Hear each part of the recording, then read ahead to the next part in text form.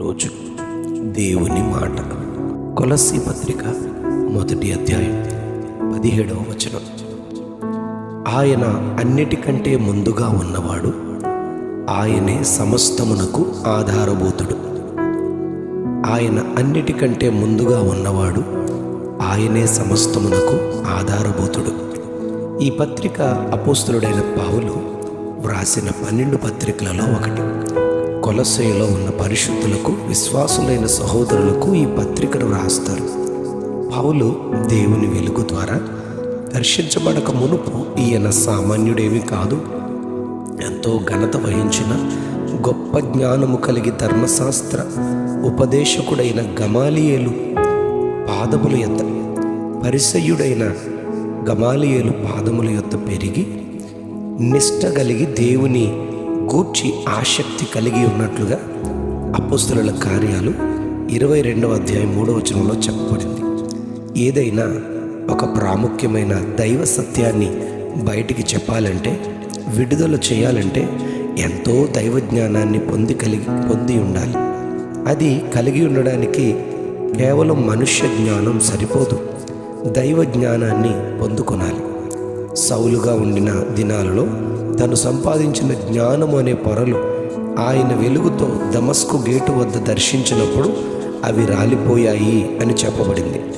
దేవుని ముఖ దర్శనం, ఆయన దివ్య స్వరము వినిన తరువాత సౌలు తన సర్వాన్ని, అనగా ఏమేమి తనకు లాభకరంగా ఈ లోకంలో ఉన్నదో అదంతా పెంటగా ఎంచి వెనుక ఉన్న వాటిని మరిచి ముందున్న దేవుని జ్ఞానాన్ని పొంది పరలోక మార్గాన్ని, లోకము యొక్క పరిస్థితులను ఎంతో గొప్పగా తెలియజేస్తూ ఉన్నాడు. ఈ మర్మములను గూర్చి 2వ పేతురు 3వ అధ్యాయం 16వ వచనంలో, సామాన్యులకు, విద్యావిహీనులకు, అస్థిరులైన వారికి పౌలు బోధించే సంగతులలో కొన్ని గ్రహించడానికి చాలా కష్టము అని పేతురు చెబుతాడు. ఈనాటికి సృష్టిని గూర్చి, సృష్టికర్తను గూర్చి, ఈ ప్రపంచాన్ని గూర్చి, రాబోవు లోకమును అనగా పరలోక రాజ్యమును గూర్చి మానవాళికి సరిగా అర్థం కాలేదనే చెప్పాలి. సృష్టి వేరు, సృష్టికర్త వేరు. సృష్టికర్తయే సృష్టిని సృజించిన వాడని పరిశుద్ధ గ్రంథము దేవుని గూర్చి చెప్పగలిగేదిగా ఉంది. ఈ గ్రంథంలో తొలి పుస్తకమైన ఆదికాండంలో ఈ ప్రపంచాన్ని ఒక క్రమంలో దేవుడు ఎలా సృజించారో, 6 రోజుల్లో దేవుని సృష్టి క్రమాన్ని 7వ రోజు విశ్రాంతిని గూర్చి దేవుడు తెలియచేస్తారు. ఆదికాండం 1వ అధ్యాయం 1వ వచనంలో, ఆది యందు దేవుడు భూమి ఆకాశములను సృజించను అని తెలియజేస్తూ, 2వ అధ్యాయం 1వ వచనంలో ఆకాశము, భూమియు వాటిలోనున్న సమస్త సమూహమును దేవుడు సంపూర్తి చేశారు అని చెప్పబడింది. యోహాను సువార్త 1వ అధ్యాయం 1వ వచనంలో, ఆది యందు వాక్యముండెను, వాక్యము దేవుని యొద్ద ఉండెను, వాక్యము దేవుడై ఉండెను, సమస్తమును ఆయన మూలముగా కలిగెను, కలిగి ఉన్నదేది ఆయన లేకుండా కలుగలేదు, ఆయనలో జీవముండెను, ఆ జీవము మనుష్యులకు జీవమును వెలుగునై ఉండెనని చెప్పబడింది. యోహాను సువార్త 1వ అధ్యాయం 14వ వచనంలో, ఆ వాక్యము శరీరధారి అయి కృపాసత్య సంపూర్ణుడుగా మన మధ్య నివసించింది, ఆయనే ప్రభు అయిన యేసు అని చెప్పబడింది. యోహాను సువార్త 1వ అధ్యాయం 10వ వచనంలో, ఆయన లోకములో ఉండెను, లోకము ఆయన మూలముగా కలిగెను చెప్పబడింది. హెబ్రీ గ్రంథకర్త 1వ అధ్యాయం 2వ వచనంలో, ఆయన ద్వారా ప్రపంచములను నిర్మించెను అని చెప్పబడింది. 1వ అధ్యాయం 10వ వచనంలో, ప్రభువా, నీవు ఆది యందు భూమికి పునాది వేసితివి, ఆకాశములు కూడా నీ చేతి పనులే, అవి నశించును గాని నీవు నిలిచియుందువు అని అక్కడ చెప్పబడింది.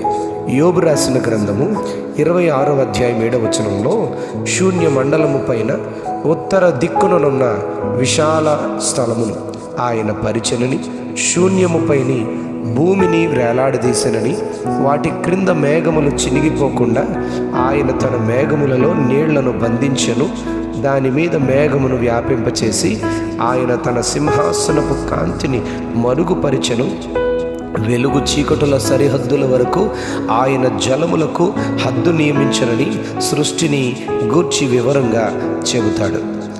ఆదికాండం 1:27 వచనంలో దేవుడు తన స్వరూపమందు నరుని సృజించను, దేవుని స్వరూపమందు వారిని సృజించను, స్త్రీనిగాను పురుషునిగాను వారిని సృజించను అని చెప్పబడింది. ఆదికాండం 1:28 వచనంలో దేవుడు వారిని ఆశీర్వదించను.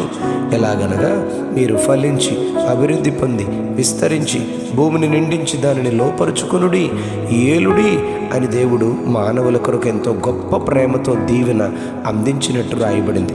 104వ కీర్తన 15వ వచనంలో భూమిలో నుండి ఆహారమును, నరుల హృదయమును సంతోషపెట్టు ద్రాక్షారసమును, వారి మొగములకు మెరుగునిచ్చు తైలమును, నరుల హృదయమును బలపరచు ఆహారమును ఆయన పుట్టించుచున్నాడు అని దేవుని పోషణ కొరకు చెప్పబడింది. నరుల ఆహారము కొరకు కావలసిన వర్షాన్ని దాని కాలమును యందు ఆయన కురిపించుచున్నాడు అని యోబు గ్రంథం 38వ వచనంలో రాయబడింది.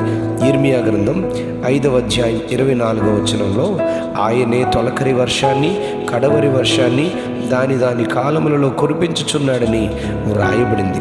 మహిమను ఆజ్ఞాతిక్రమము వలన పోగొట్టుకుని మానవాళికి మరలా తిరిగి మహిమలోనికి నడిపించుటకు కావలసిన రక్షణ, పాపక్షమాపణ, నిత్య జీవము ఆయనే యేసుక్రీస్తు అను తన కుమారుని ద్వారా సిలువలో సిద్ధపరిచి మనకు అందించారు అని యోహాను సువార్త 3వ అధ్యాయం 16-17 వచనాల్లో చెప్పబడింది.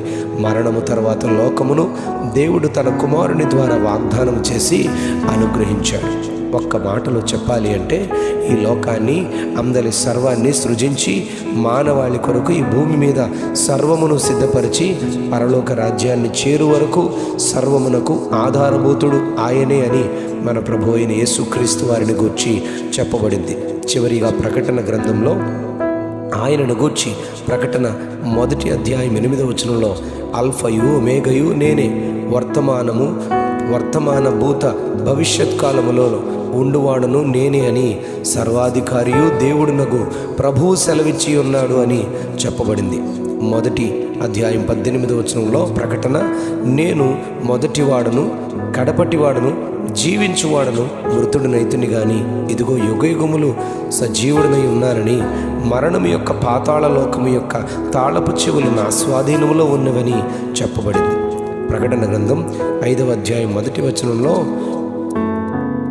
లోపటను బయటను వ్రాత కలిగి 7 ముద్రలు గట్టిగా వేసి ఉన్న ఒక గ్రంథము, దాని ముద్రలు విప్పుటకు గ్రంథము విప్పుటకు యోగ్యుడెవడని బలిష్ఠుడైన దూత ప్రకటింపగా పెద్దలలో ఒకడు, ఇదిగో దావీదునకు చిగురైన యోధా గోత్రపు సింహము 7 ముద్రలను తీసి ఆ గ్రంథము విప్పుటకై జయము పొందినని చెప్పబడింది.